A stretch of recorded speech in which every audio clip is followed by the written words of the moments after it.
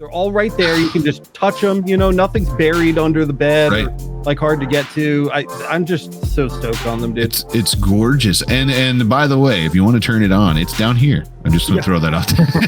Yeah, Because I was so focused on comments and hitting the buttons and stuff like that.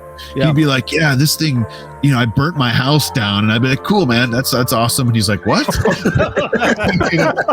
He didn't really. I'm just, just using it as an example. Yeah, but did you see this comment here? Like, Put your freaking safety glasses on your head. See, again, like 2 episodes for a rant about that. Just wear the glass. People will do anything to not wear safety glasses. Well, the other thing is something that I think that a Central camper is not thinking about. We have a brand new fiber laser sitting in my garage.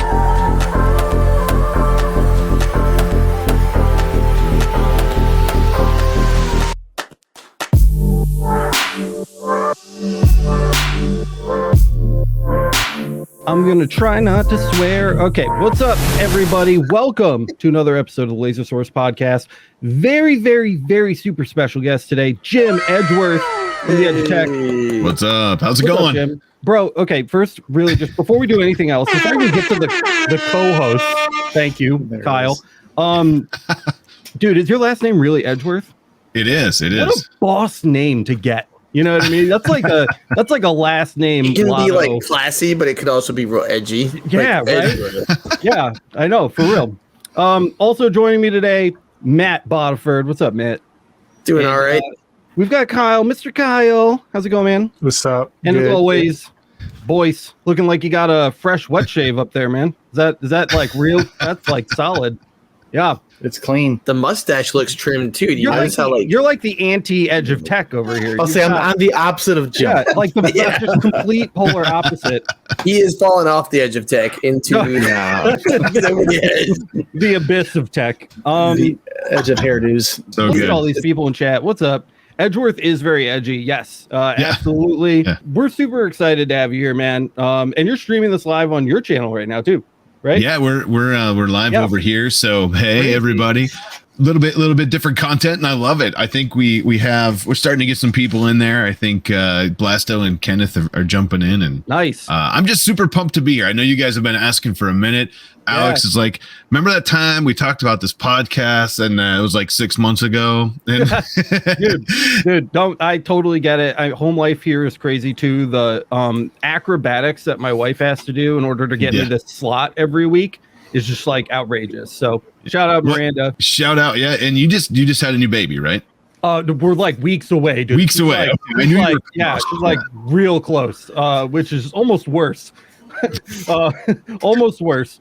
But yeah, we're here. We finally got together. I'm stoked about it. And if you're here from Jim's crowd, from Jim's neck of the woods, these guys are probably used to like hot makes, which is like very, very structured. If you guys are here from my camp and you haven't seen Hot Makes, go subscribe. It's on its own channel now. It's a really cool show about just everything maker. A lot of just amazing interviews. It's stellar. There's a link down in the description. If you're here from Jim's neck of the woods and this is your first time joining us over here at Laser Everything, we are not organized at all.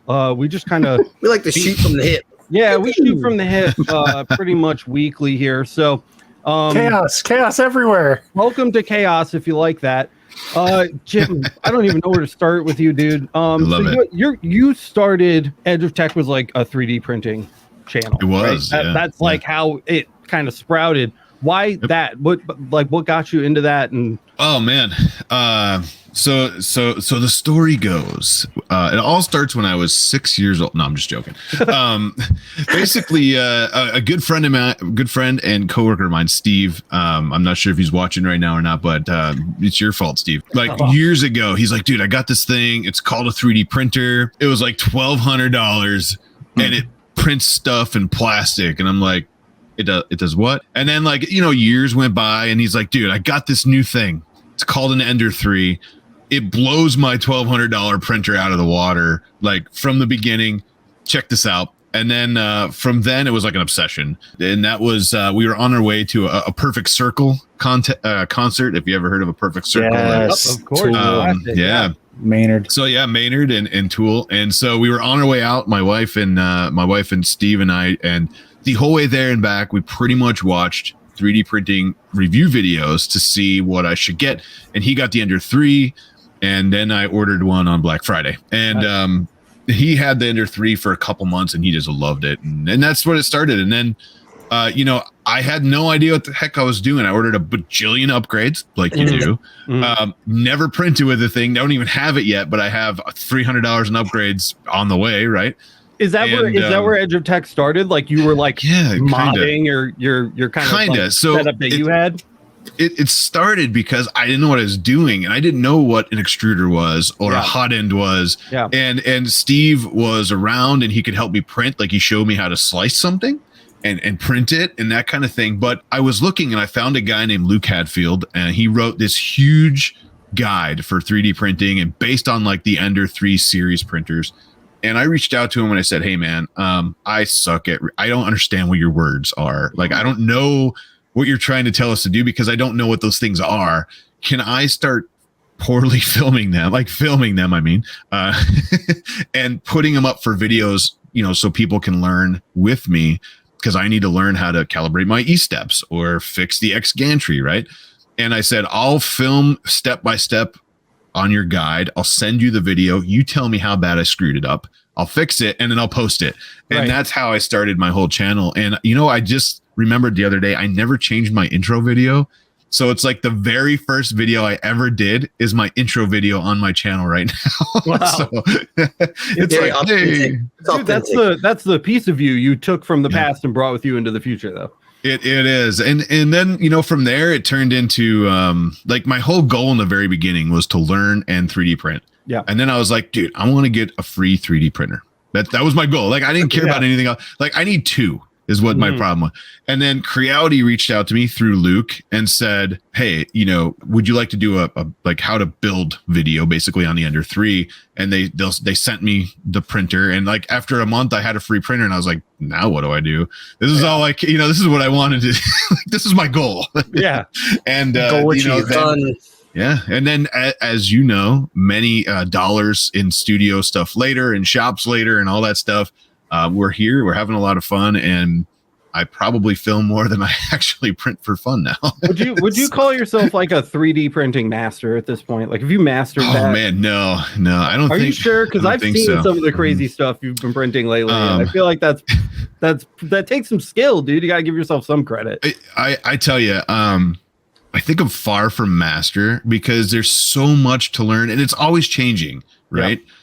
It just like lasers, you know, I jumped into that later in the world when like the Ortur Laser Master 2 came out or whatever. They said, do you want to try this? And I was like, yeah, I don't have one. Let's try it.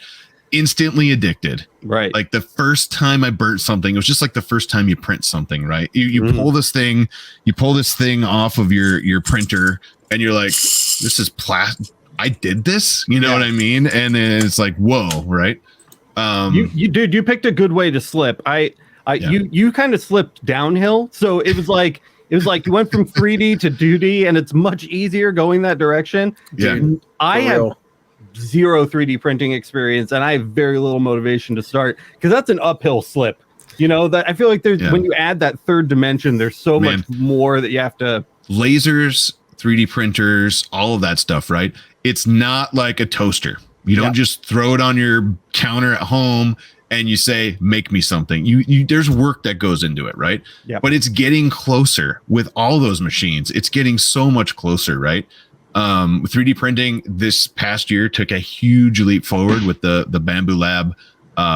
Yeah, dude. Someone says Bambu K1 Max. Nice.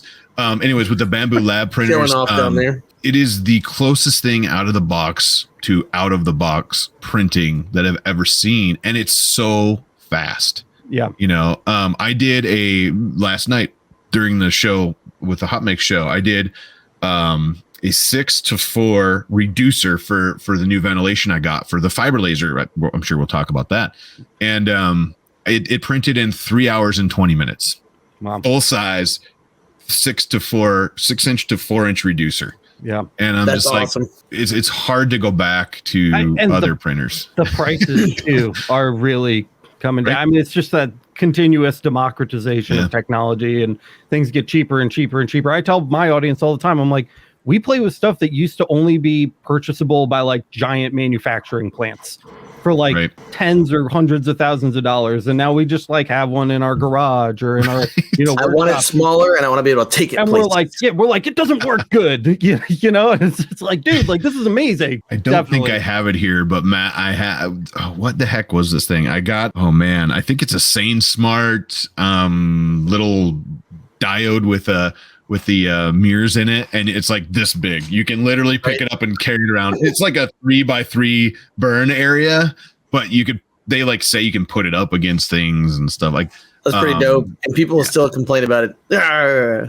But by the way, he's right. Like I know the bamboo thing. I was just gonna say that I've got the. It's really cool how far it's come. Like I got the Delta FL Sun Super Racer, like the little Delta thing, and it's amazing, dude. Like I have zero. I'm like with Alex, zero skill with printing, and Kyle basically sat there with me when I was getting out of the box, and maybe like an hour later, I had like my first 3D printed like chess piece, and I was like, "What? It's wild." You have the Super Racer or the V400? Super Racer. Ooh, I have one. If anyone wants it, let me know. Kyle the V400 is the fast one, the one that came out after the Super Racer. And I thought they were sending me that, right? And I was like, yeah, send it over. I can't wait to check this thing out. I love Delta printers. Got it, and it was a Super Racer. Checked my email, and they sent me an email at some point and said, actually, we're out of stock. Can you do this video first, and then we'll send you the 400? And I'm like, I didn't read it, and I was like, yeah, shoot it over, because I thought they were sending the 400 over, and I was like, this thing is. I saw Joel's stream, I saw some other ones, and I'm like, this isn't getting the light of day, probably not because it's not an okay printer. It's just because I've seen a lot of issues. They can be mitigated very quickly. I just didn't want to do a whole video and then have people tell me how bad I was wrong. Right. Yeah.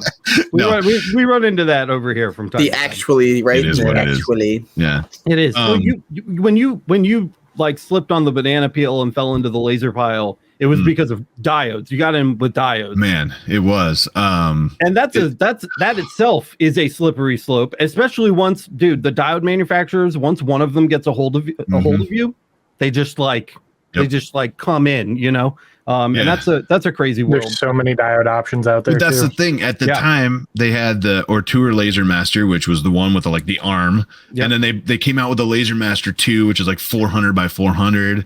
And that's the one I started on because I turned down the other one. Like, this is little. I don't necessarily want to play with that. It's open diode. There's a stigma behind that. And then finally, I was like, I'm doing this. I don't care. Let's check it out. And you're just stuck. Then you dive super down the rabbit hole of painted tiles, white tile method, all of the coasters. And then 2-3 months later, I just happened to be looking at Facebook Marketplace. I found a Chinese blue and white 50 watt. A person had passed away, and their wife was having a friend of theirs sell like the guy's stuff. Right. I was like, I'll come look at it. $800. Yep. It says extra laser tube. It came with everything. I get there. The extra laser tube's broken. Like he didn't take care of it. It's broken in the packaging, which sucked because I was looking forward to that. I think I ended up giving him $700 or $650. Right around there. It was. I mean, that's the cost of a chiller, bro. I mean, dude, that's what I'm saying. It was like my way into CO2, right? If everything on that machine was broken, that was probably still a decent deal. That's a gateway laser for sure. Like, yeah. When you guys know Russ, is it Stadler? Sabar. Yep. I can't say his last name, but he does the doohickey, right? He has that thing called a doohickey. It measures well, anyways, that came with it. I had no idea what this thing was. I'm searching like probe, and I find something they call the doohickey. I reach out to him. He's the nicest guy I've ever talked to. Like, he's like, yeah, I'll help you. Anything you want. I was like, I never even talked to you before, But no, it was cool. It came with everything. And then I dove into CO2 and realized how much faster it was than diode. Yeah. And cutting, don't at me. I know the diodes can cut, but cutting. Come on, listen, buddy. You listen here. Yeah. Technically, and then what did you hit your head on when you discovered Galvo lasers? Because I know you've got a shiny new one. So that was a lot of fault of you guys. No, We heard that a lot. I watched your show, your channel for a while, and others, and I started seeing coins. And you all of a sudden you watch something and it starts going through. Obviously, YouTube's like feed me, gives you everything. And I started seeing coins. I started seeing how cool it was, and I'm like, this is pretty sweet. I might need to check this out. And that's how it started. Now and then, I think worked with Omtech. It took a minute. We're working on it since like August, and I finally got the machine maybe a month ago or something. Around a month ago. And it's pretty too. I've seen those pictures. It's in the thumbnail if you guys haven't seen it. I love that. It's I have some pictures too if you want to see them. But sure. It's red. I'm a blue guy, but I love the red. I don't know what it is. It's a sweet looking machine. Yeah. And then I realized if anyone out there watched my video 2 weeks ago, because I didn't do a video last week. For those of you who don't know, Caleb, the guy who edits my videos, a long-time friend since like 2019 when I met him at a 3D printing function, actually. He lost his house in a tornado. Oh my God. In Little Rock. Whoa, it went right through his neighborhood, house gone. All of his machines, his 3D printers, his vinyl cutter, like big vinyl cutter, his laptop, his big gaming video editing machine, that's all crazy, of it. Dude. So we didn't do a video last week because we didn't have a place to live, let alone a computer to edit on. We did a big fundraiser for him. Community came out amazing. But awesome. I did that video 2 weeks ago, and I realized while I was doing that video, I got this thing open. I can open LightBurn. Shout out to Joe over at LightBurn for helping me out with some stuff on that side. They're great over there. But I realized, what the heck am I doing? This thing and that'll lead me into probably a good portion of this show with questions, because like you do things like frequency. How the heck do I know what frequency to use between a coin like this or a plastic case like this? Like, laser and 3D printing is a lot of testing, right? But there's got to be like a guide. It's a lot of testing, but there's rules. Yeah. So so if you're watching this and you're not Jim, go check out the Laser Everything. It's called the LightBurn for Galvo crash course. Okay. The very first video in there is called Everything You Need to Know About Galvo Lasers. That is your ticket.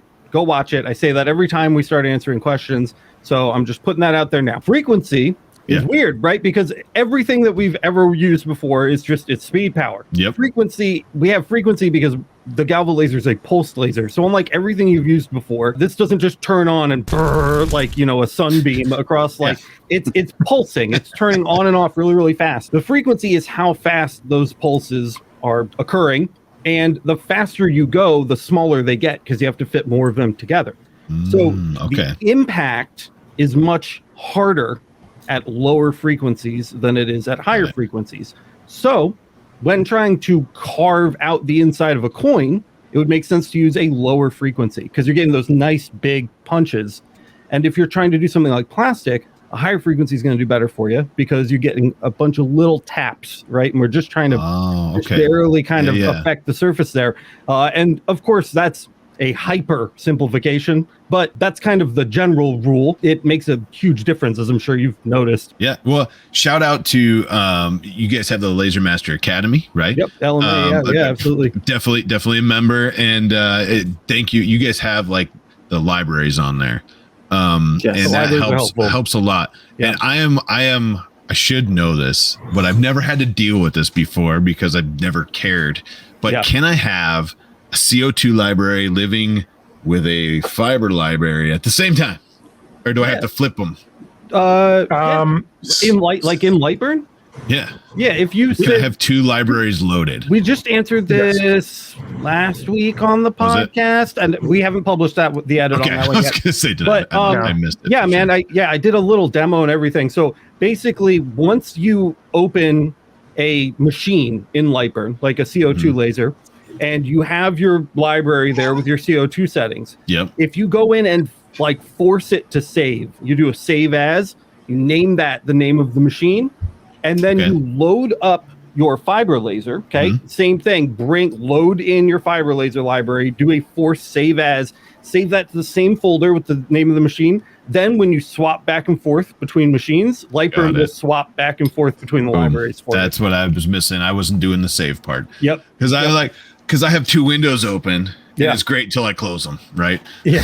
Yeah. By default, it'll do is it'll go back and it'll just default to the last machine that had a saved library, essentially. Yeah. Another pro tip.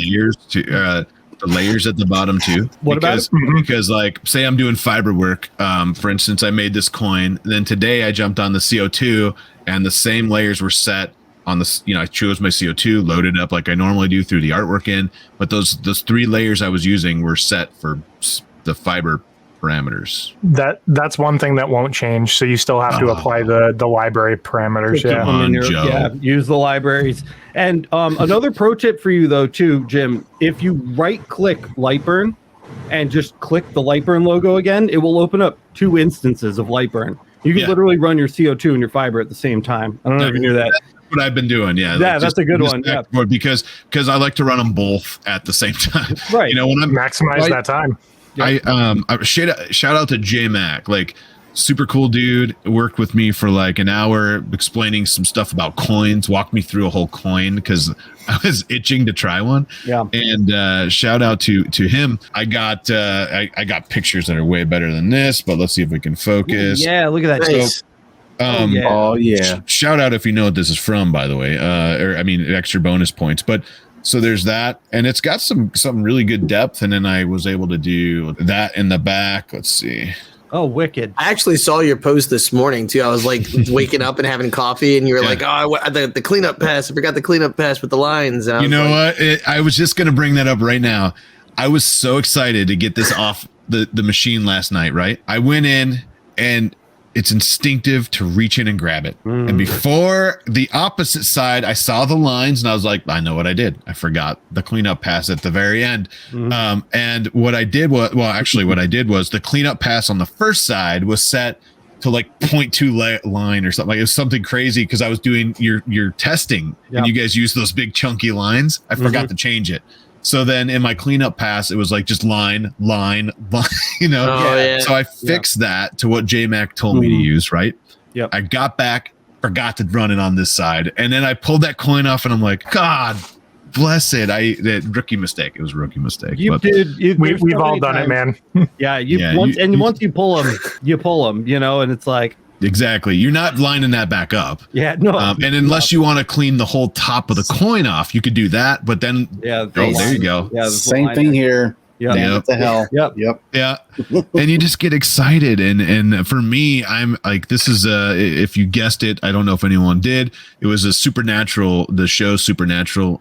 This was just some symbols. One was like to stop you from being possessed, and this one was like the devil's trap or something. And demon trap, right? Yeah. And demon trap. It is. I know. I think this particular one. I think this particular one was the devil's trap. Dean. But I want to do the demon's trap too. I thought it was Godsmack at first. By the way, that's pretty close too. Yeah. Speaking of awful things here, thank you for throwing that up.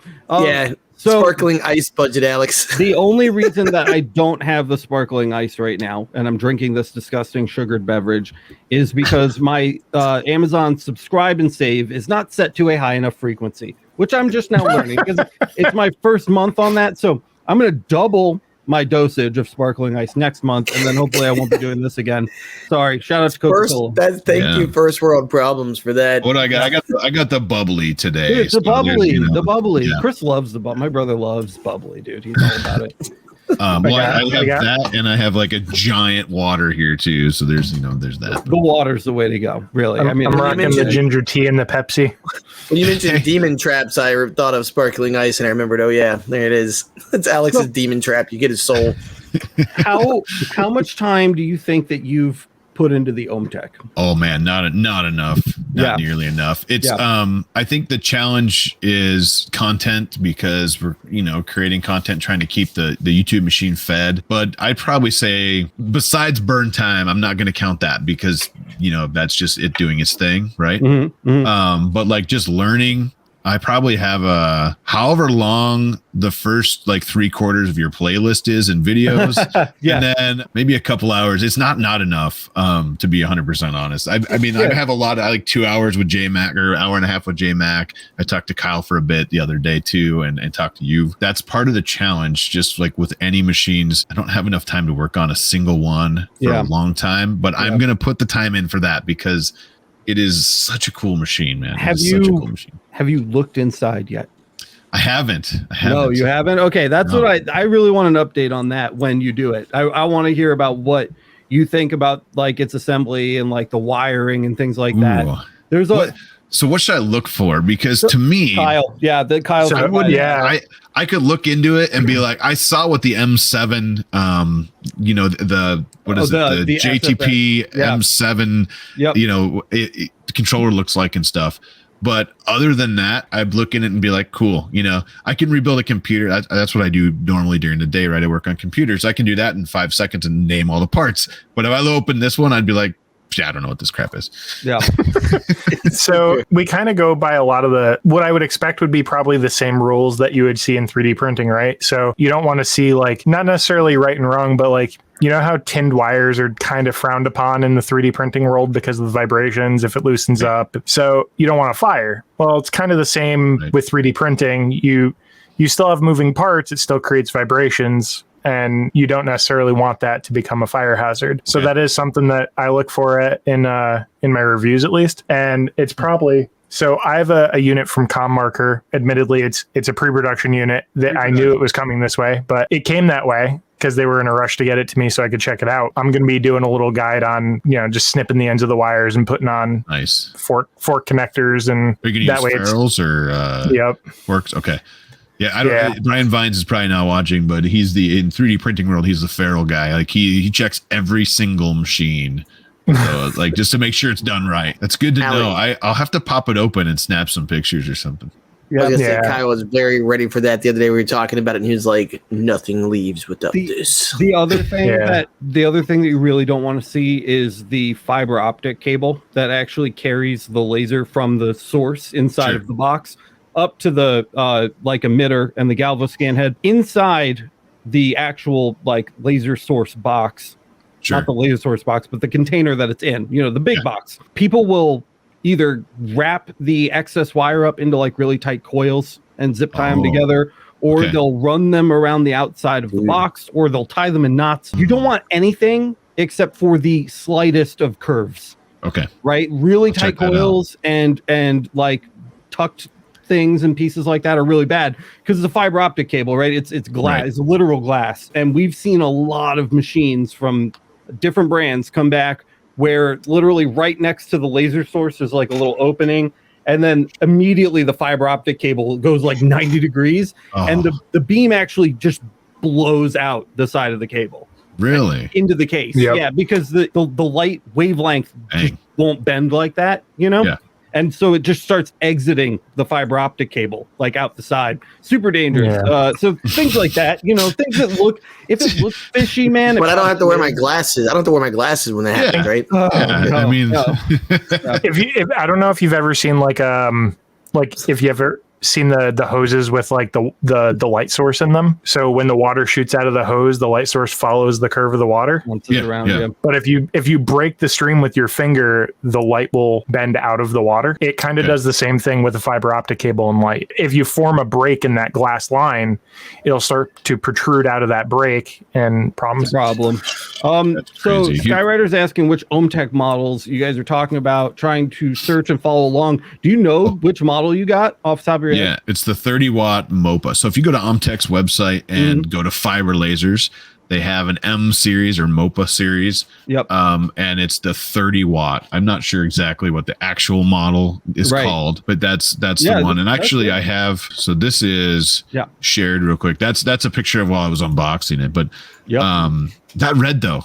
Yeah, something about that red. Right? That red. It's clean. The newer finish that they have on those is pretty cool. It is. Yeah. So I'm going to take this off now. I'm going to look inside of there because that's the thing where they got the wire loom on it here, right? But where it comes in, it shouldn't be wrapping around a bunch of times. It should just be. I mean, it can wrap around as many times as it wants to, just not tight. Yeah, we just don't want. They coil it up. I don't know why they coil it up. You'd think they would know better. Wraps, big turns are okay. Sure. Tight turns are not. That's kind of the rule of thumb there. Check but dude, it looks great. I can't wait to hear a little bit more about it too. Sounds like you want to play with it more, and I can't blame you for it. By the way, what is? Let me see if I can find this piece. While you're finding it, I'm going to remind people, if you're having fun with us in Jim, don't forget to smash the like button because we're at the halfway mark with 73 people on our stream and only 31 likes. So definitely let people know what's going on. There you go. Smash it, guys. Come on, hit that button. Smash. Also, here's a fun little comment. So what you're saying is I need to get a CO2 laser so I can run them both at the same time. That's clearly what I heard. Clearly. Sure. Consumer Firing Design won a Bambu Lab printer recently from Hotmakes, and I made a comment earlier that they did not have great luck with 3D printing, and then they got that machine and they that all turned around. So I've heard nothing that definitely is a thing. It's when you're starting this, if you're starting lasers or 3D printing, filing your nails, it doesn't matter what it is. If you have something to help you make it easier, like your channel's videos, right? Yep. That helps you get into the world of it, right? And then if you have that machine that just, I can put a parameter in and see the result, and it's not like a bajillion extra steps. It's something about simplicity when you're first getting into something that says a lot. And that's the Bambu Lab printer is exactly what that is, because you throw it in the slicer. It's all presets if you want to use those, which I most of the time do. I select a preset, I say slice, I choose one of the 6 of them I want to send it to, and I shoot it to them. You know what I mean? Wild.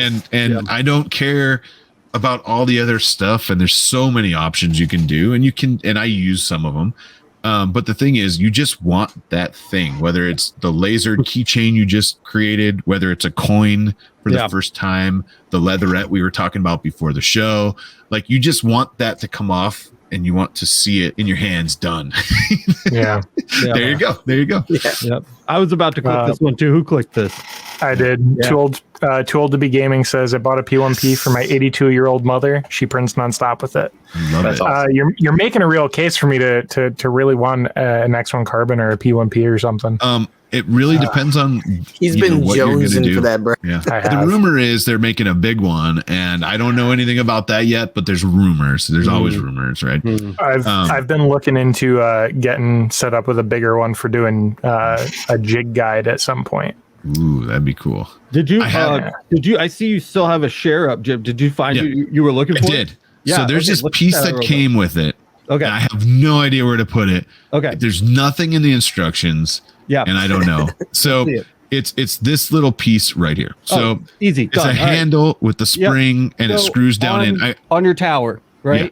You know how you have the wheel to turn it up and turn it down? So where that intersects with the laser path, that cross beam that holds the Galvo head, wherever that is on the other side of the tower, there's a little hole. And if you screw the handle into the hole, you can lock the Galvo head into position. Okay. So that it doesn't move up or down. That makes sense. So there's three holes because the side of this one actually has a monitor mount that you can put on it. So there's 3 holes, and that makes sense why there would be 3, right? Right. But I don't know if it's the bottom 2, the top 2 I use for the monitor mount, and is it usually towards the top then? The actually screw down the tightening piece. Well, I don't have one with a monitor mount. The machine that I have with it goes in almost at the top. Yeah, it's in like the top quarter. I'll look for that.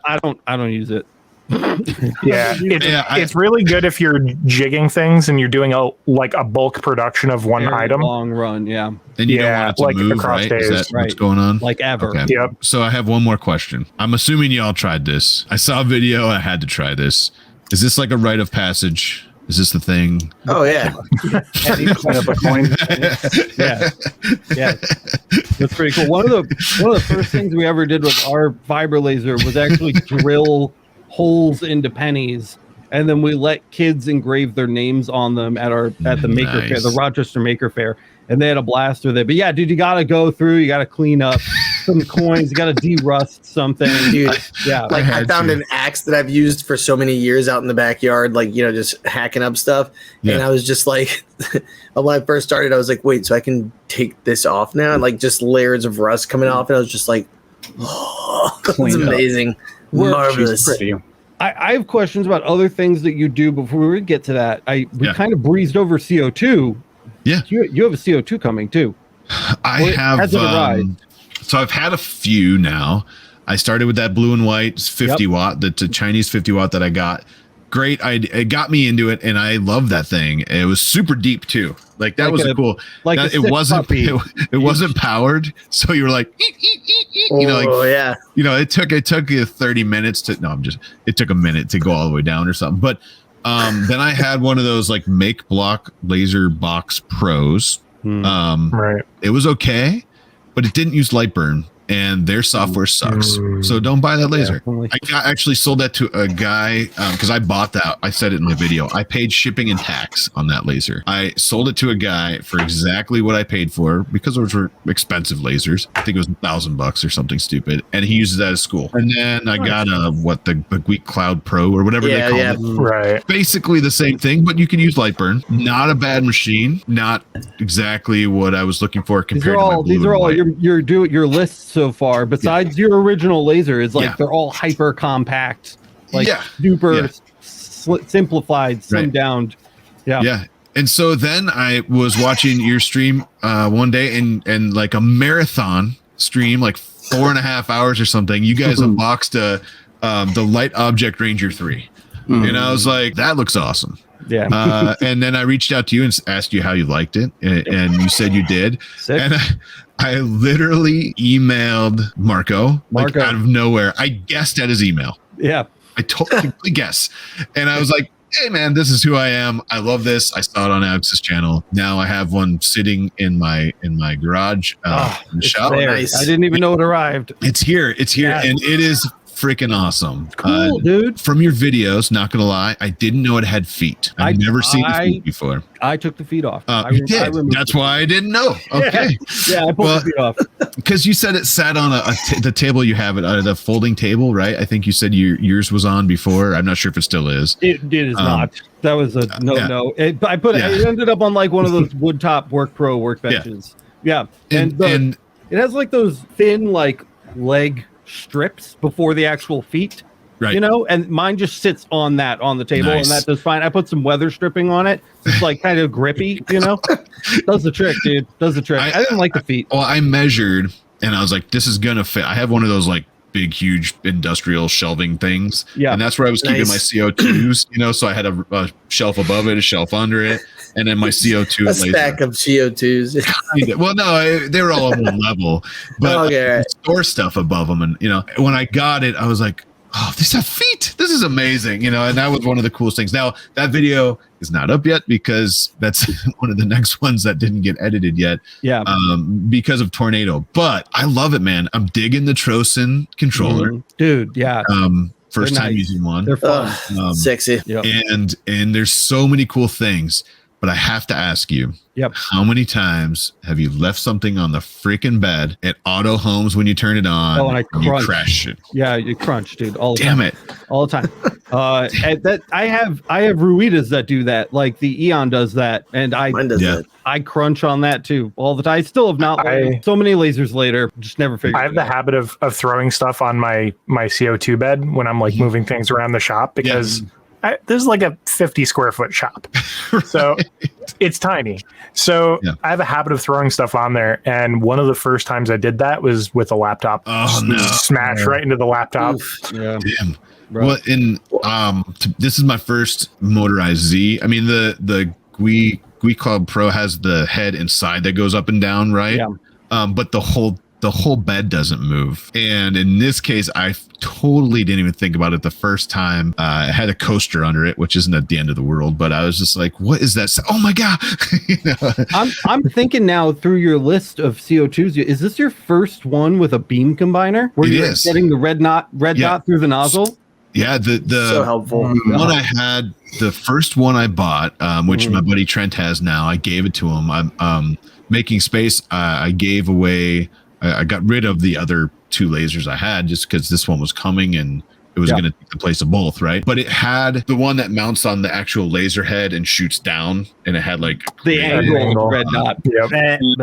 And I kind of dialed it in a little bit. Yeah. I barely used it, but this is the first one I've had with the beam combiner. It is sick. It's sick. It's sick. I was just gonna see. Let's see. I think I can't wait to watch your video about it now. I'm super stoked. You know, they just rock, dude. I mean, like, you've opened it up. Have you seen the inside panels? Yeah. Like how well everything's working. I keep harping on that to my audience. It's just like how much I love like the relays, and then it's like power supplies, and then like and they're all in a row. They're all right there. You can just touch them. You know, nothing's buried under the bed or like hard to get to.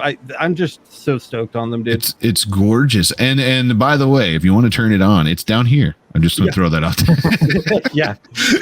but yeah, I mean, the thing looks really nice. It performs. I haven't had a lot of time on it, and I've had it for like a little over a week. So it just got it. Not had a lot of time on it, but you know, they sent me that. They sent me the 600, the Q600 cooler. Mm-hmm. Oh, nice. Their chillers are nice too, dude. Which is plenty for this thing, and it has been cold here in Wisconsin, so it's probably never even cooled anything. Actually, when I turn it on, it yells at me because there's a low temp error. And I usually keep my shop at 50 currently. When I'm going to be in there, I raise it to 60 when I'm in there. Yeah. Oh my God, you guys are insane with your cold temperatures. That's what happens when you live up in the north, man. Yeah. You just ride an alligator to work. It's fine. So it is awesome. But like you said, everything, it's just so cool how they, you know, how they have all the panels next to each other. You can open everything. You can get to everything, which is huge. It's huge. It's you know, huge. that's a big thing. And Cubing Cracked asking a question about cost on that. Anybody remember the units? It's a little it's like it's like 4,300 and change or something. Yeah, it's on sale right now for 40. It depends on what accessories you get with it. If you get the upgraded tube, a lot of bang for your buck. And it's out of stock. It is out of stock currently, and that I saw last. And also get the chiller if you can, because you're going to need one anyway. Yeah. A bucket is what I was using for the other the blue and white, right? But then I saw, I think it was Louisiana Hobby Guy, if I remember right. He did like this mod where he used like a little desktop ice machine, and he ran a pump into it, and then the hose, like I lasered the holes for the hose and everything right in there. So much work. And he filled it with distilled water, and you turn it on and it produces ice every 6 minutes. Freaking genius. If you're in a pinch and you don't have a chiller, it worked. A matter of fact, I had to be careful because it got so cold. It was like in the 60s or 50s because I had a temp thermometer in there. Yeah. And I'm like, man, this is probably a little too cold at some point. But when you ran it for like an hour, you might get 80, 85. I'm good with that. I'm okay with that. So if you're in a pinch, check that out because it was a genius idea. Desktop ice maker. So here's a question. Oh, go ahead. The Q6, I just want to extra shout out for those chillers. The Q600, the Q800, the Q1600 are all super badass. I don't know if you saw it, but I just uploaded a video on my channel where we poured boiling hot water through one, and it like cut the temperature in half in one pass after being on for like 60 seconds. I mean, it's like crazy. So they're really good. But yeah, question. And this I believe is what I got for the focus stick. Yeah. I was asking you, I think I said like, what's your focus? Because I called them even. Like I called them on the phone. By the way, you can call them on the phone if you have issues, by the way. They told me to use this as the focal stick, and then also you can take your lens out with it, they told me. I mean, I'm very close to this. When I did a couple ramp tests, like I did 4 ramp tests in a row, like I'm just going to figure this out. Yep. And this is probably what I would have chosen, but it's not 6 millimeters like the manual says and like you use. So my question is, should I try 6 millimeters to see what happens? I mean, this is too big. I mean, that's too big. I mean, you could. I don't think it's going to hurt anything. I would cut your own focal stick in the meantime. I did, So I actually I've been using this, and I wanted to have. I knew we were going to be here today, so I was like, I'm going to talk to you first. But I usually have been cutting them out of acrylic and just that's what I do. Fly, but I do the same thing. I don't even know where most of my manufacturer focal sticks are anymore. I like dial mine in and cut my own right out of acrylic, and that's usually how I do it. That said, you could try it, but I got a completely different setup from you. So like mine came, and of course we're having our show with you right after I just moved all my lasers back out of the home office, back to the shop. The movers were literally here yesterday. We moved all the lasers back to the shop because we're moving to a new house, and it's like a whole thing. But mine came with a little metal disc. And when you turn it flat ways and stick that under the nozzle, it's perfect. And it's on point. It's like right where it needs to be. Yeah. I didn't make any adjustments to that focal distance at all. And it was like 5.93 millimeters. Like it was like it's 6 millimeters. So I don't know, but that long part, you definitely want that key. If you pull that nozzle out of the third mirror, right? And you look inside of it, all the way down inside is your lens. And there's a little like pressure screw cap. Got it. Stick the key down there and use that to unscrew that in order to get the lens out. So definitely perfect. That's good to know. I wonder if I missed the disc somewhere. I'll double check everything. Yeah, double check for the disc. Dude, I remember in the unboxing video you were talking about watching the live one, the super long one. I hold it up to the camera and I'm like, what the heck is this? Well, then I think you used something else initially and you're like, this isn't in focus. Yeah, totally. And dude, I haven't gotten to play with the Ranger enough either, but we have like 10 minutes left, dude. I want to holy cow. Refocus. Oh, geez. Yeah, I know. Time's flying. Talk to me about hot makes a little bit. Like what do you guys do over there? I was on once. I was confused because, I'm me. I'm I brought chaos.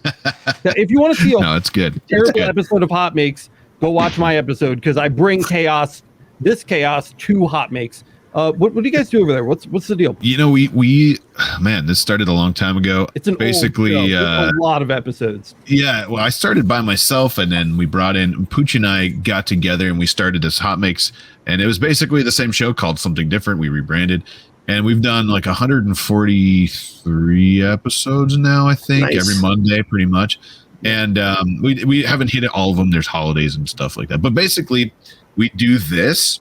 And then we talk about stuff that the community's done. For instance, you guys always have people showing off stuff they burn and with the lasers, stuff like that. So we would bring it up and just say, like, this person, check this out, and we just go through the community. If you're on Twitter, use hashtag hotmakes and it'll shoot to me automatically. And then I usually pull it up.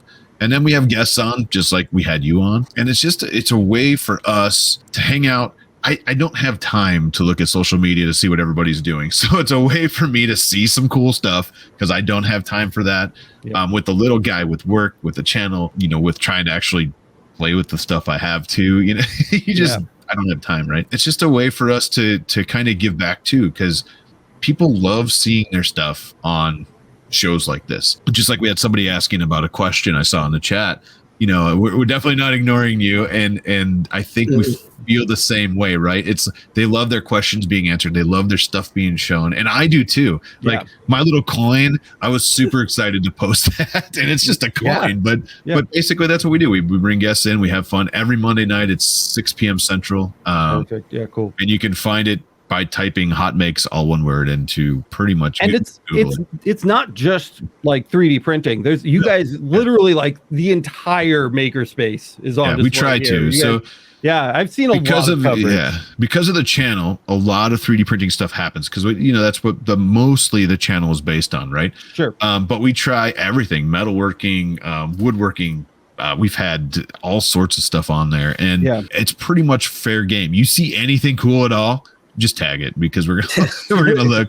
And it's just a fun show. It's work to produce it, and Caleb does an amazing job in the background helping with that. He's actually jumped in as like a co-host now too. It's so much fun though, just to talk about what the community does, show off some community prints, and and just talk for an hour on a Monday. The production value is very high, and I'm super impressed. I'm super impressed by like what you guys pull off. Stuff. I do like I throw all my BS in after. So we go live. I literally just start the stream and I'm like, "What's up, guys?" And that's it. And then I take it down and I edit it and re-upload it. You guys just like commit, and you have all your graphics, the music, everything's done live. I mean, it's like fully produced. It's really, really, really cool. And StreamYard makes it super easy to do that. So as long as you guys see it on your side. We just throw it all in StreamYard, and Caleb knows when to hit the buttons, and I let him do that now. Like, we started out and I was doing all that stuff too, and we needed somebody eventually because I started realizing I wasn't paying attention to Pooch like I should, because I was so focused on comments and hitting the buttons and stuff like that.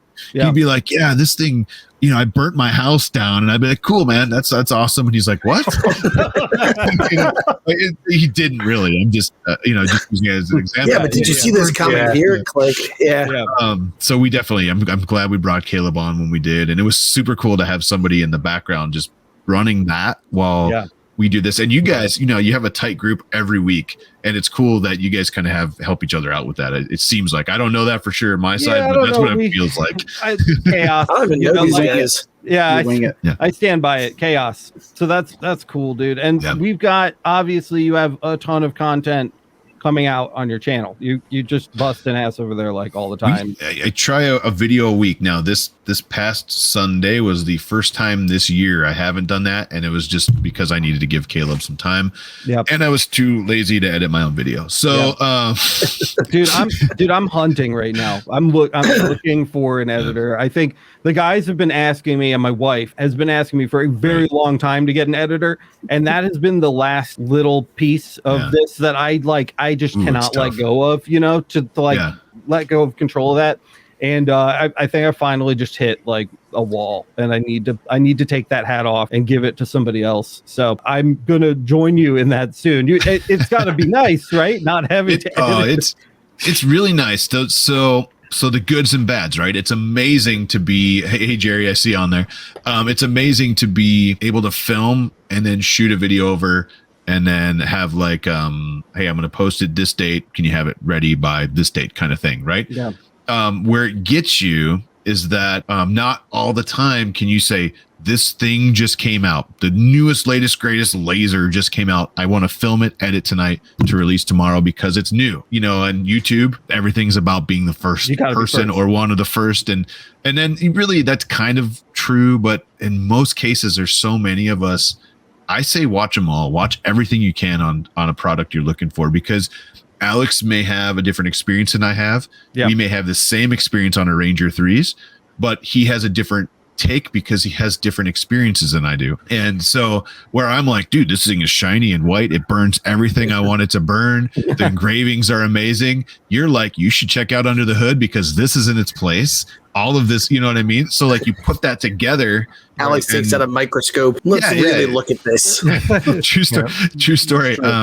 But so, you know, I think it's important to but that's where it gets you, because you can't just film something unless it's like one of you guys, right? You can't just film something and then expect it to be done in the morning when you could have stayed up and done it yourself. Right. That being said, I've asked that of Caleb a few times, like, hey man, if I do this today, can you burn it tonight to get it out ASAP? And he's gone along with it, but it's a lot of time to edit a lot of times, you know, especially my rambling. So dude, you know, that's part of the problem over here is like, I'll shoot a video in a day and then I'll spend like just between kids and like the new baby come and move, like all this stuff constantly, plus everything. We have all these other communities that we have to manage too, not just YouTube.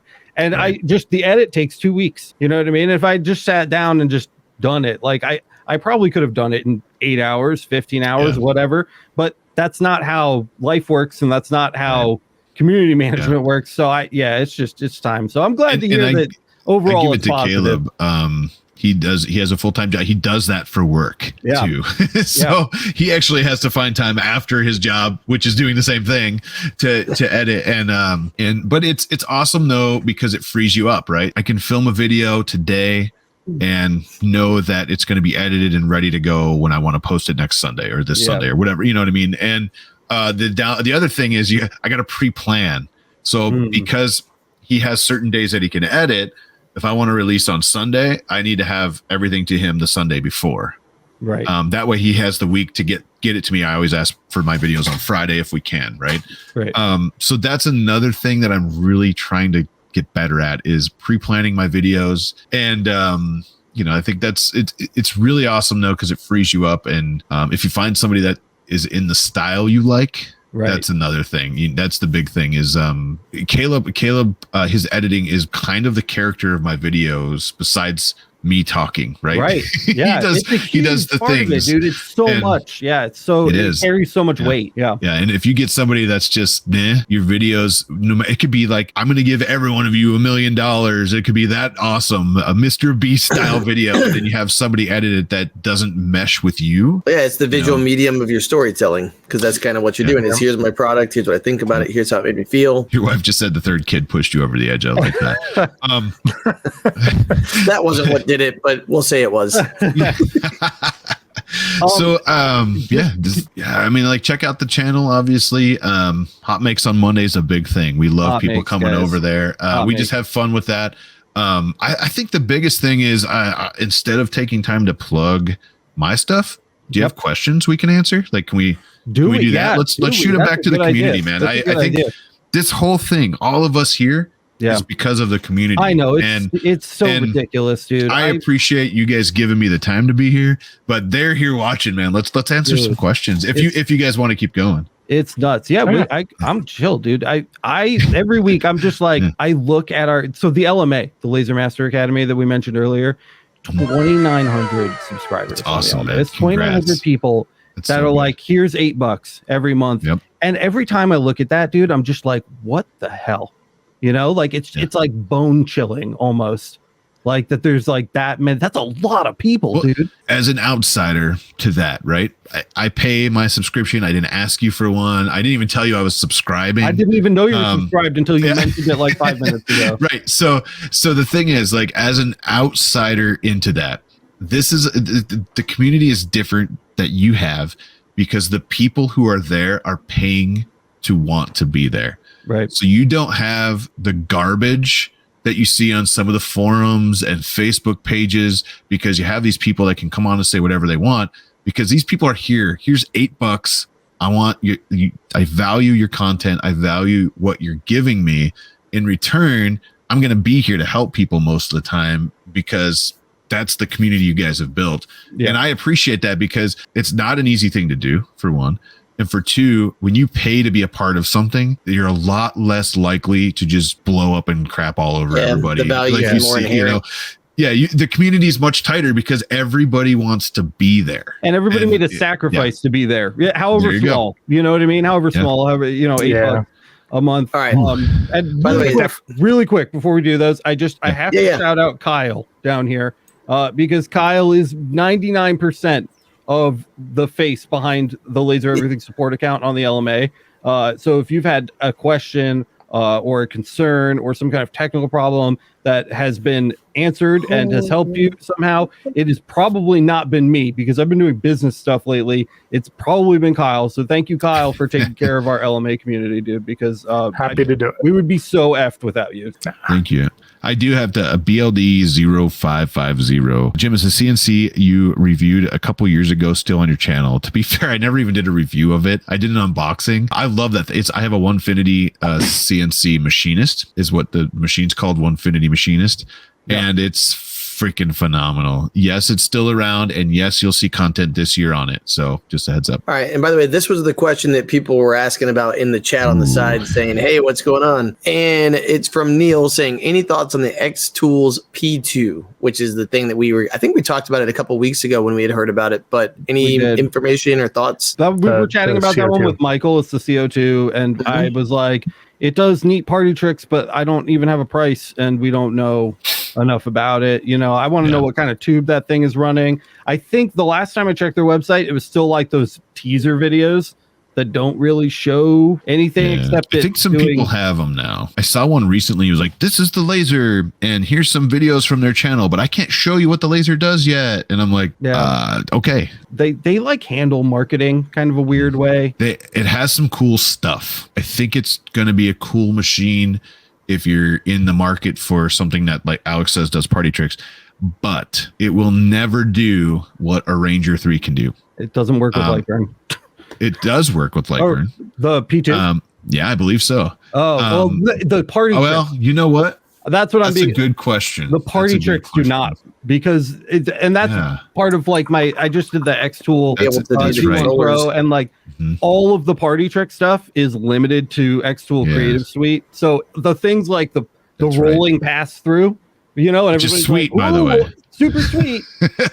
Dude, you're not, unless Jason isn't telling me something, you're not doing that in LightBurn. Yeah. You know what I mean? So just some things to keep in mind.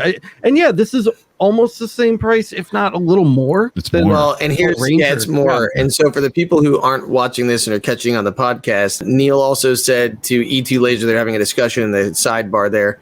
I should be ordering that this week with risers, auto pass-through feeder. The Pro Rotary comes in at 4,500 pounds, which E2 Laser later said is about 5,100 with shipping.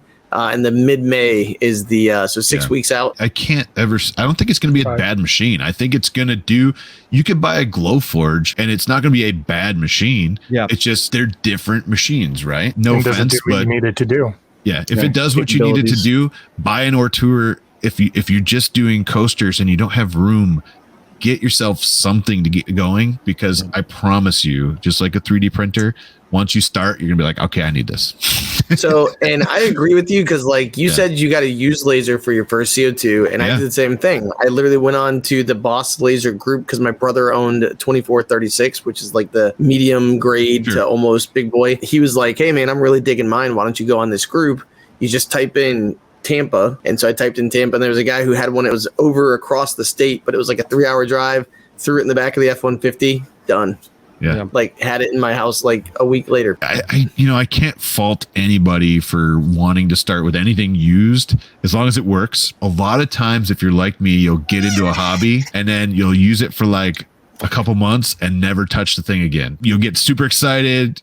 You'll learn, you'll do it all, and then it'll go to the side because you're doing something different. If you buy that used, you're gonna have, it's a lot easier to leave that money than a $5,000 laser on the side of your, you know what I mean? And that actually goes right into the next question that Scully238 asked. What's the best way, in our opinion, for someone to purchase a fiber laser that can't shell out the massive prices? Is it for personal or for business? If it's for business, you can, if your business is already running, cool. If it's not, start up a business and see if you can get a business loan. Another thing, because then you're not stuck to one brand or one company that can do financing.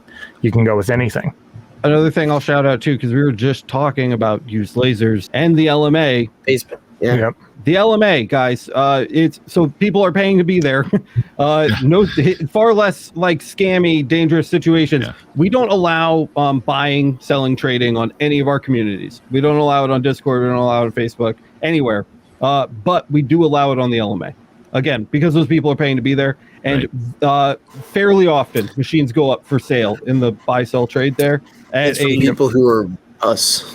Yeah, at a decent discount. And I'm sure that those are negotiable. So that might be another place you want to check. If you want like a reliable place where you can look at used machines. Yeah. There and if you're looking at fiber, if you're not looking to do something crazy, probably like a coin like this, right?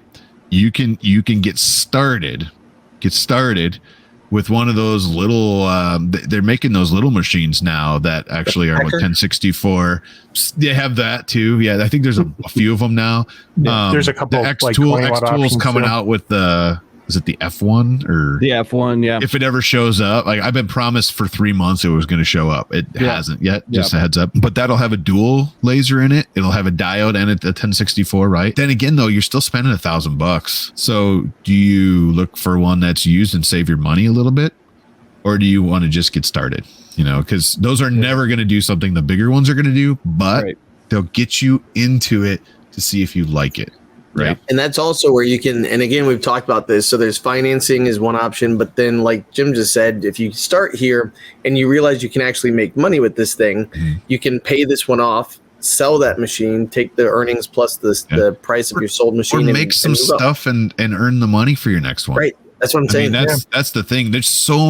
You guys know there's so much money to make from these things, even if it's just in your local community. I don't do anything like massive, like a lot of you guys might do. I have a little shop that we throw stuff in that, you know, is in a little town that it isn't very big or anything, but it's something fun for us to do. Yeah. And it keeps me learning new things to get new projects in there. Yeah. I don't get rich because that's not where I'm at. Right. I've thrown stuff on Facebook, like the groups, the buy sell trade groups and stuff. For like Christmas, I was doing these CNC lanterns and I sold like freaking 40 of them just from the buy sell trade groups. And, you know, for $2 in material, but I'm selling them for $25 a piece. That was a good deal. By the way, right now at the end of the school year, like graduation stuff is huge. Where literally you can go buy foam board from Uline, the foam core board, and literally make signs for like $2 a piece that are 2 foot by 3 foot wide, and sell them for $40. Like, you know, CO23 Jim. And don't forget your ventilation though. Yeah. Well, I talked about that. Yeah. And that's one of those things where it's like, I mean, there's so many things you could do. Like you said, for like $100, you can turn that into $500 or $600. Yeah. There you go. Yep. Yeah. If you have a basic machine, I don't care what it is, and a little bit of know-how and a little bit of money to get your first materials going, a lot of times you can pay for those materials to get more materials just by making some cool stuff. Andrew here saying, I'm right where Scully is. I want to jump in and go big with a fiber, but coming from a 40 watt CO2 Chinese machine, sticker shock is a real thing, especially when I want a MOPA. There are a lot of corners in the laser world that can be cut. Fiber's not an area where you should be cutting them. So make sure that you are spending the right amount of money on your fiber laser. Do not race to the bottom. You will regret it. Like, these machines are technically complicated enough. It's not just a gantry anymore with some mirrors. There's a lot of stuff going on in these machines, guys. And when you cut too many of the corners to get the price down low enough, you start running into real problems with very little use. We've seen it here from our community many, many times. This is an area where you want to spend a minimum amount of money. And of course, that's going to vary. That's going to change depending on what you're looking for, what you want to spend. So I'm not even going to spout off any numbers right now. Right. I'm just saying, if you get a low end, like OhmTech knockoff red and black machine, you can put your hands in there and like fix it and make it do the things you want it to do with like a little grit and patience. You know, you're not doing that with a Galvo laser. That's not how this situation works. You know, you don't like go in and fix a Galvo scan head that's busted. That's just $600 out the window and you buy a new one. So be careful. That just my warning. I don't want to be like a party pooper on the low price stuff, but be careful with Galvos. You know, spend a medium amount of money. And there's some good people. There's a couple people in the community that make pretty decent ones, right? I mean, I've seen a lot of. Is it Pascal or Pascal? Yep. Yeah. Kyle has a laser from Pascal. Matt has a laser from Pascal. And we've got a ton of great options that don't cost a fortune on our buying guide too. It's one of the resources on our website, which is great. And we've all like literally torn those apart like piece by piece and gone over like the wiring and the fiber optics and the power supplies. I mean, like we've actually like ripped those to pieces. So there's lots of good action out there, especially from, like you were saying, local guys like Pascal on like our kind of laser communities and stuff like that. A lot of really great options. So if you see one and it's like Flying Kite Fiber Laser Design Company and it's like a 30 watt laser and it's $1,000, it's not the deal of a lifetime, dude. Like, that's like the van that says free candy inside. Dude, for real. Don't do it. It seems legit.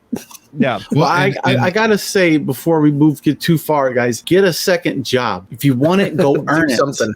Yes. Stop. You don't have to finance stuff, man. I worked for a second job for a year. I didn't play no games. I said, if this is important, I will work hard. Right. Then you get that lump sum in your hands. Like, okay, then you know if you're emotionally attached to this money and you've got enough balls to say, I'm going to go all in and bet on myself. Yep. You know, like to me, I got the best that I could afford because I didn't want to play games and tinker. I'm not a tinker. I do physical therapy. I do knees and hips. He knows physics. Yeah. No. But anyway. He's a tinkerer of bodies. There you go. Right. Well, no, but like if you just get a second job, man, you can get whatever you want. 100% agree. I was actually I was waiting for my chance to go in there. While I understand if you have to, like if it's something where you have no other option, great. I don't believe in I don't care if it's a 3D printer.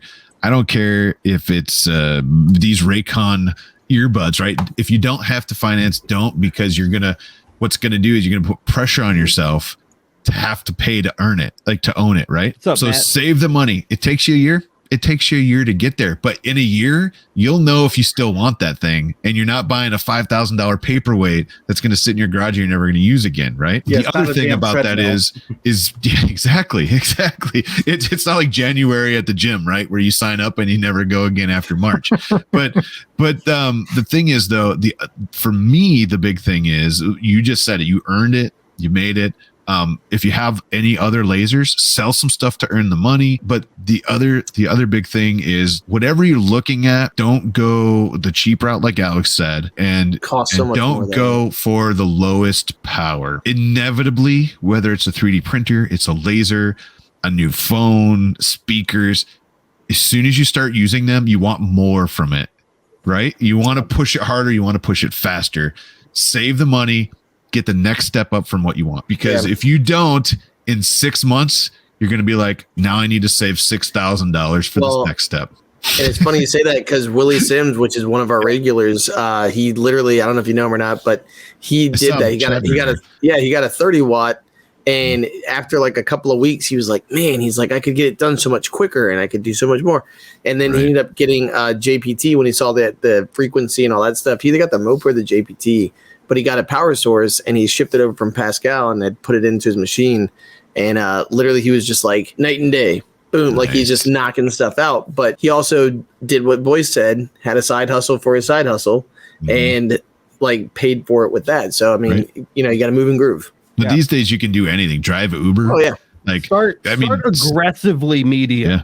You know, like aggressively there you medium. Go. Oh, also, there you go, Scully. I paid my diode paid for itself in 3 weeks. Dude, that diode will make some bank. It will. It might take you 6 weeks to burn the 1,000 coasters you just got an order for, but you'll make good money, bro. Yeah, when you make $3 a piece, there's your money.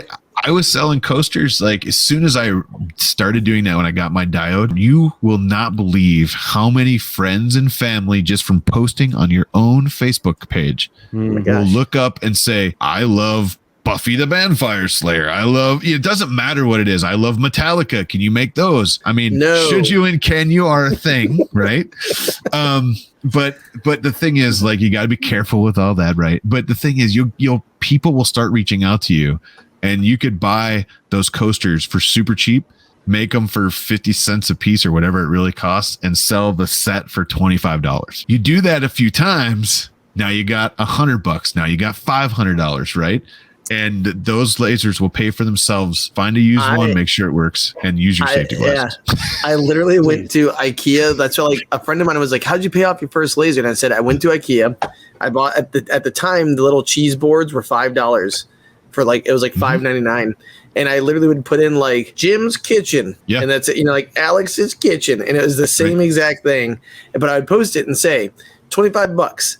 And people would come over, and every time I would buy 5 for $25, and I sold one and paid for all of them. And then the rest were just profit. And I'm like, profit. Yes. Yeah. I also, we mentioned on the podcast again, like a week or two ago, just a quick shout out to the Alex and Matts of the audience who buy things on credit because they need the pressure of the payment to succeed.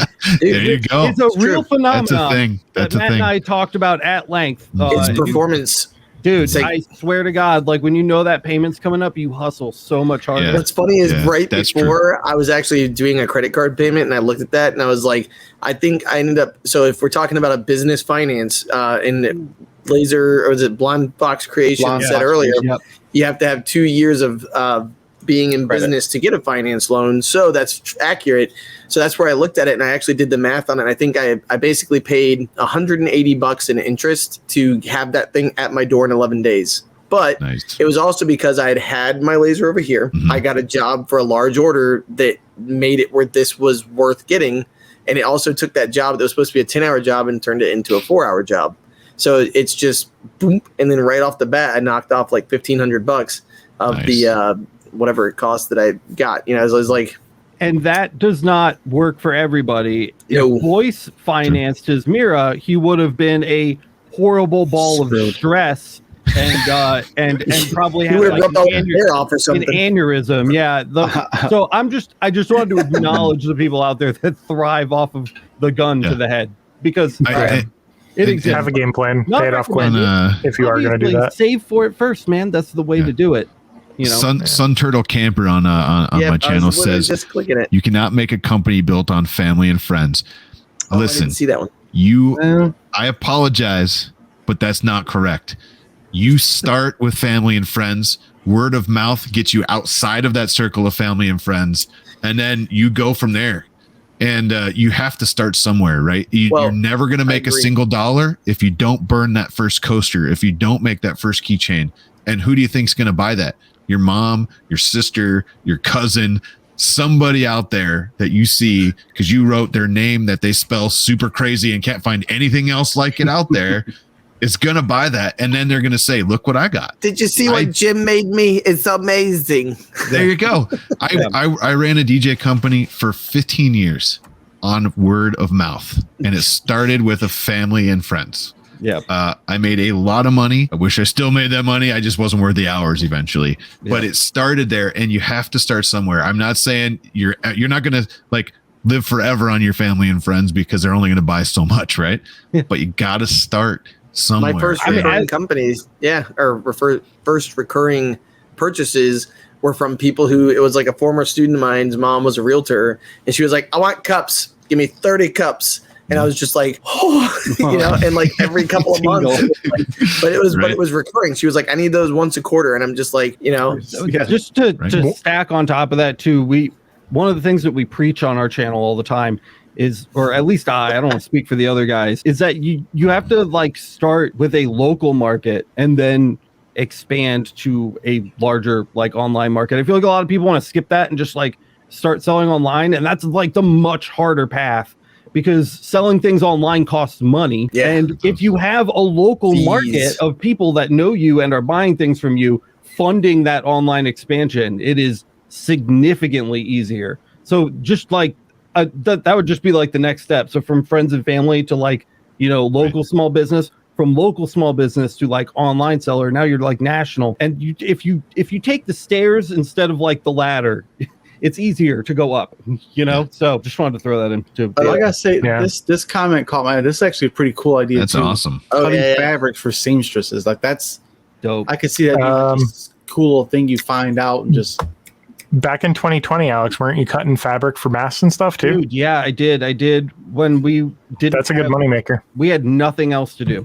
But this one guy rolled in one day with like a wheelbarrow full of t-shirts.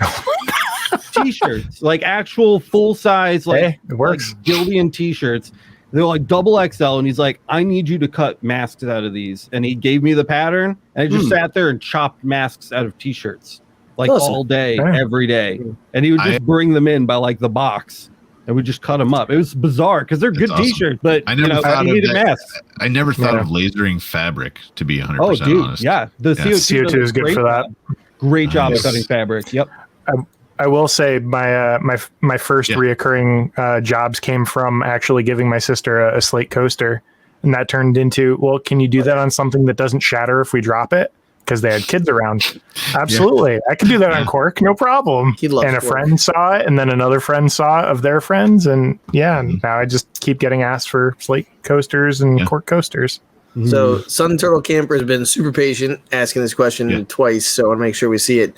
Worker and consumer security always needs to be number one. What does the panel think about cheap lasers without enclosures and or air management? I think we've talked about this quite a bit before too. Yeah, you can always do air management on your own, right? And you can always make your own enclosure, but you have to be cognizant of the safety concerns around it.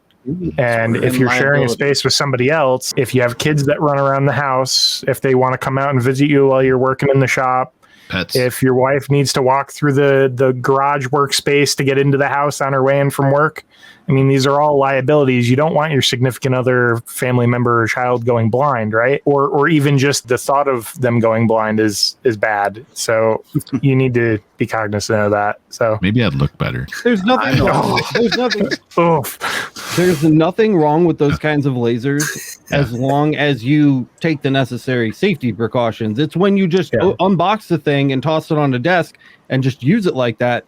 That's the problem. I wouldn't even argue that you need an enclosure. Just put your freaking safety glasses on your head. See, again, like 2 episodes for a rant about that. Just wear the glass. People will do anything to not wear safety glasses. Well, It's the other easy. thing is something that I think that a internal camper is not thinking about. We have a brand new fiber laser sitting in my garage. It's wide open. Same precautions need to be taken as the Artura Laser Master 2 that sits, 10 feet from it. Yeah. Because it's wide open. You're literally shooting that fiber laser with no enclosure currently. I'm going to make one, actually. I'm working on that. But you do have to be careful. Now, air is another thing. Do it in open air if you can, and get those fumes out of there, because especially like fiber, right? You don't want to breathe in this powder. No, when that goes in, it doesn't come out.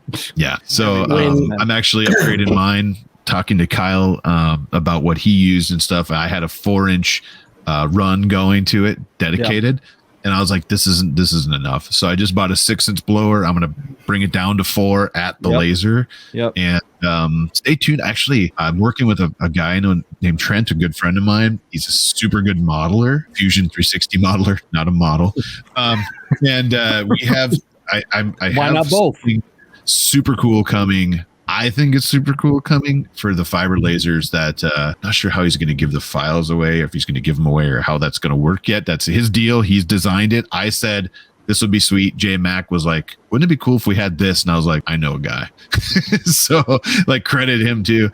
Yeah. But that'll be coming in a video, because I want to get that out there. But you got to get that air out. If you're burning pleather, don't do it.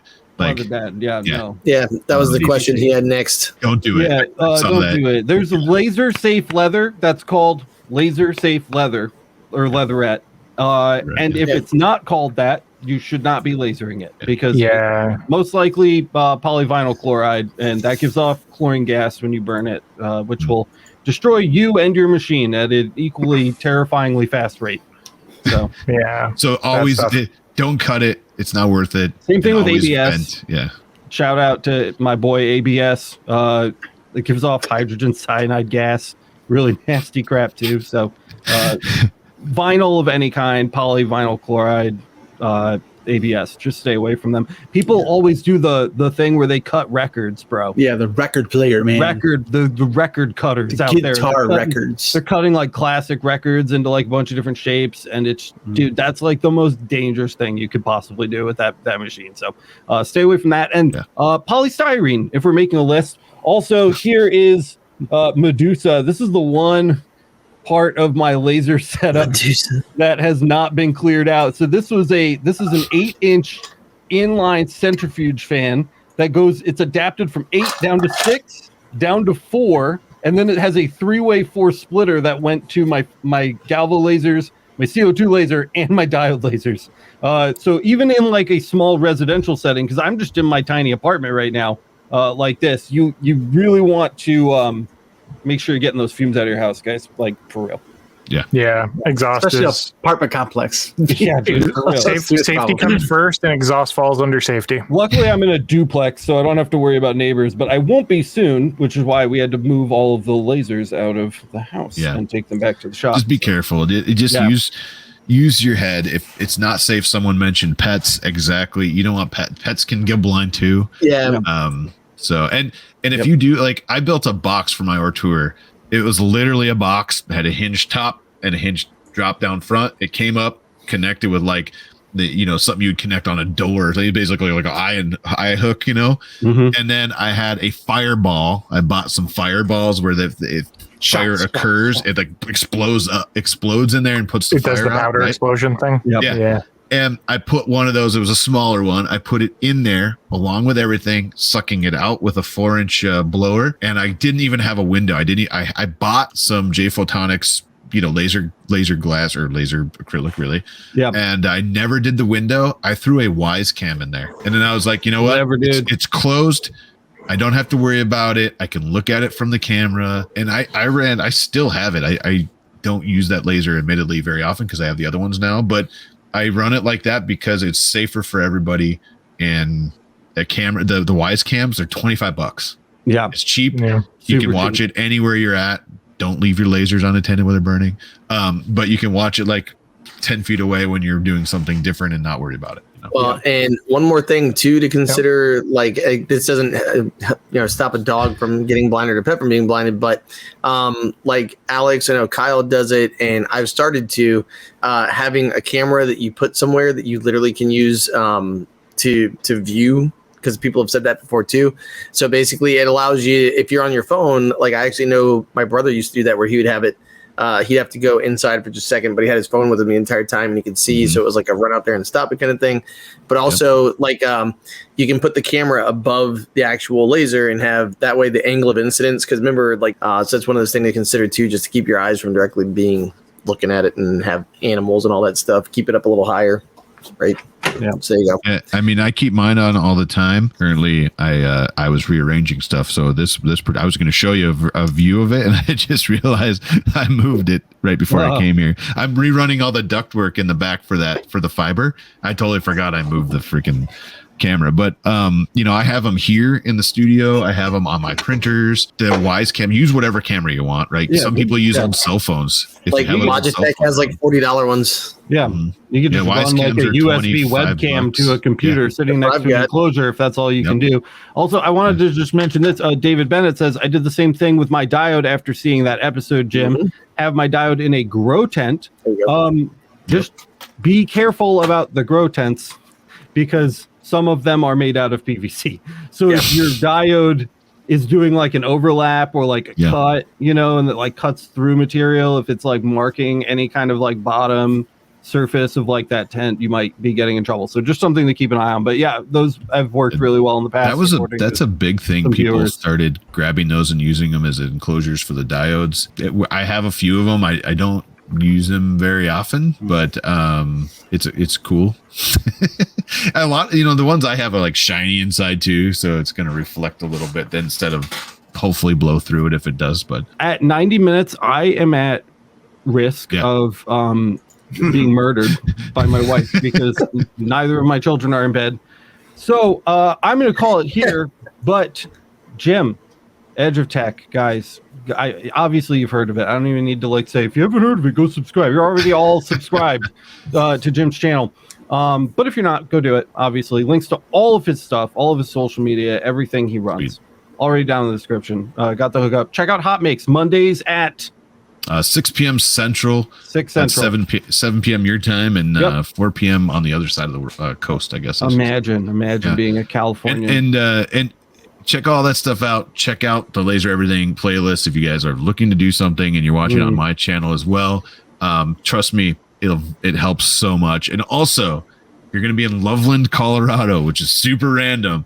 There's a 3D printing event. It's basically a big maker fair kind of thing. There's going to be vendors. There's a ton of makers coming next weekend. The 22nd and 23rd, they're giving me a microphone, allowing me to MC the event, essentially. We're going to have battle racers, which are essentially like 3D printed battle bots, kind of. They're like tanks that like battle each other, and 3D printed drag racers. And it's free to attend if you get there. So come say hi, meet us in person, or meet some of us in person and stuff like that. I feel like at least a dozen people are just like, oh my God, I am going to be in Colorado. Like, did he say Loveland? It's super random. Yeah, Loveland. I'll be in Loveland. Yeah. It's super random. It's awesome. They have a huge turnout so far. I think they have over 2,000 people. As of last night, there was almost 2,100 people registered. It's free to attend. If you get there, right? You just got to get there. It's super easy to get there from Denver, just north. But it's. I wish we could do an event like that for lasers. Like, we can.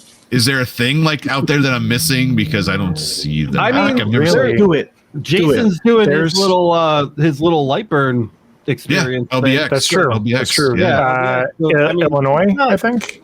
Peoria, Illinois, in the end of October. I should be there as well. Actually. I think that's October 23rd. I think it's going to be a few months before we're there in like laser armor, like shooting them at each other for like hardcore laser tag. But it could be in our future. We don't know. But no, thank you so much for having me on. I really appreciate it. Anytime, let me know anytime. I love hanging out. It was a lot of fun. Sooner than later, bro. I want to talk about the innards of the Ohm Tech. I want to get more into the Ranger. I want to see how that ends up doing for you over the long term. And of course, catch up on like 3D printing. Maybe Kyle will have one by then. He's been looking. We'll have to collab at some point. I'm not sure where you are, Kyle, but if you, I may have something for you. I'm not sure where you are in the world, but okay. And we'll catch up on that, guys. Yeah. Thank you so much for watching this episode of the Laser Source Podcast. If you haven't already, don't forget to smash the like button. Let everybody else know the content is good. And don't forget to subscribe and hit the notification bell so you get notified the next time we go live, especially when Jim's back. Don't want to miss that. And of course, again, for the 80 billionth time, follow Jim on everything. Give him some money. Do something. Just support him. I think you have a Patreon link down there, dude, in the description. I think I do, yeah. Go hit up his Patreon, guys. Like, this guy is like a service to the community. Help him out. And I don't know. What are the other things we tell people to do? Boyce wants you to go buy merch. Go buy your crappy merch. And the good ones, too. Buy. Oh, no, don't buy. Go, please. This is free. This doesn't cost anything. Go onto Apple Podcasts and drop us 5-star rating. It really helps us to find a new audience. Jim, how important those 5-star ratings are. Because you guys, Hot Makes is like an audio podcast too, right? Or is it video only? We haven't done that in a long time. We ran out of bandwidth to throw it up on the podcast. So we did for a long time, and we haven't now for a long time. But, yeah, for sure. It makes a huge difference. 5-star rating. You don't have to write a review. Just let us know how often you think Boyce has to wet shave in order to maintain the shape of his skull. And I don't know. Go listen to Emergency Stop. It's our non-work podcast. If you want to hear some gross stories about things that happen outside of work from these idiots down here, not for kids. Be the place to do that. EmergencyStop.net, not for children. And I think that's all I've got, guys. Thank you so much for watching, and we will see you in the next one.